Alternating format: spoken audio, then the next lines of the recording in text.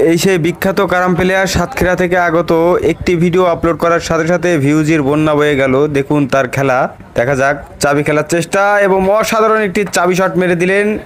দেখা যাক সে এখান থেকে ক্লিয়ার করতে পারে কিনা হলুদ গুটি খেলে।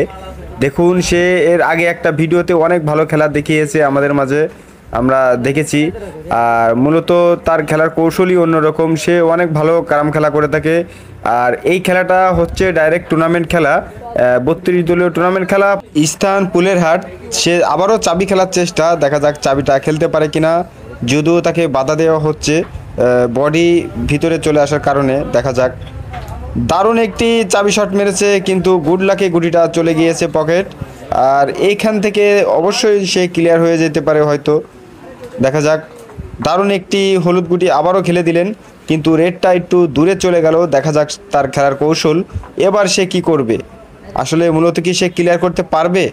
রেড খেলে এবং স্ট্রাইক টান নেওয়ার চেষ্টা, এবং দারুণ একটি শট মারলেন। ইতিমধ্যে দুইটা গুটি প্রায় হাতের কাছে নিয়ে চলে আসলেন। এবার তাকে কাভার দিতে হবে, দেখা যাক সে কীভাবে কাভার দেয়। যদিও টান খেলার চেষ্টা হয়তো, এবং দারুণ একটি টান শট খেললেন এবং কভার দিয়ে দিলেন, এবং আরও একটি গুটি হাতের কাছে চলে আসলো। দেখা যাক, আর মাত্র দুইটা হলুদ গুটি আছে, দুইটা খেলতে পারলে ফিনিশ।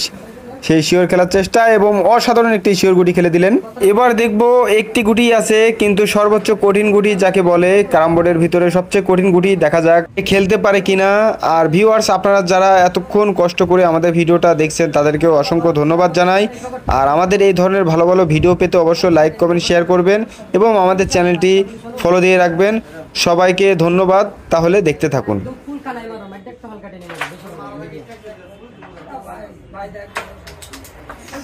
ডবল বাড়ি দিয়েছে আর লাভই হয়ে গেছে। আপনি যে চাবি সরানোর দরকার সরে গেছে।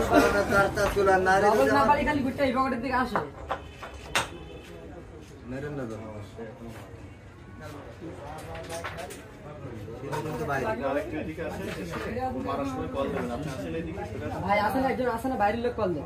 ভাইটা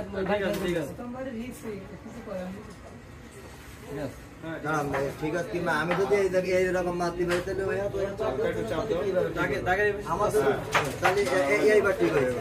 আমিরুল গুটিটাকে আনবিট করার চেষ্টা, কিন্তু ব্যাড লাক, পারলো না। এবার এই গুটিটাকে খেলতে পারলে ফিনিশ এবং পয়েন্ট পেয়ে যাবে।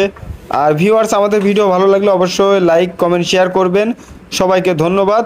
অসাধারণ একটি গুটি খেলে দিলেন।